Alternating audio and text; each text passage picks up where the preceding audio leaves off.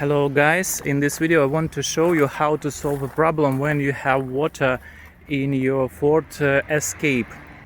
I have such a problem. I have all this stuff in water behind this thing, and I wanted to find where this water came from.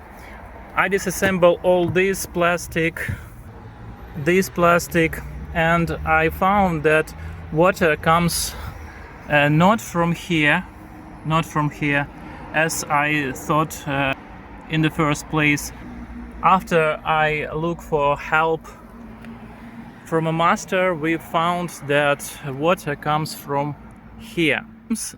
In time, the metal parts from this part and this part, because of heat, because of time, these parts became wider and water comes from there. And the solution is very simple and very difficult in one time.